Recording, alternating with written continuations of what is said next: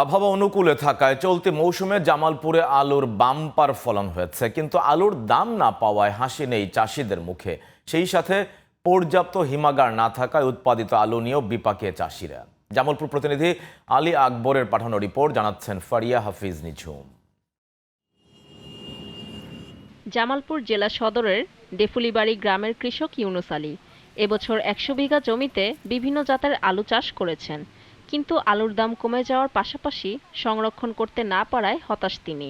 প্রায় ১০,০০০ বস্তা আলু হবো, আমি মাত্র ২০০ বস্তা আলু কেবল স্টোরে পাঠাইছি, আর বাকি আলু আমার গুলাই পড়ে জানি এই আলু কি করবো আমি, এটা নিয়ে আমি দিশাহারা হয়ে গেছি। বেশি লাভের আশায় এবছর কেউ কেউ ব্যাংক থেকে ঋণ নিয়ে আলু চাষ করেছেন।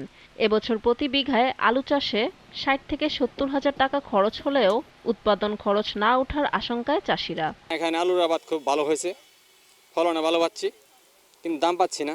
সারের দাম বেশি, কামলার বাজার বেশি, ট্রাক্টর ভাড়া, মেশিন ভাড়া, আলুর তো নেয় না।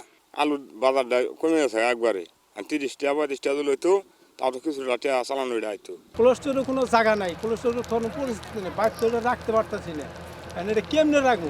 এদিকে সরকারিভাবে প্রতি কেজি আলুর হিমাগার ভাড়া ৬ টাকা ৭৫ পয়সা নির্ধারণ করা হলেও ৮ টাকা করে নেওয়ার অভিযোগ চাষিদের। বিদ্যুতের মূল্য বাড়তি, লেবারের শ্রমিকের মূল্য বাড়তি, সেই জন্যে আমাদের দামটা একটু বাড়তেছে।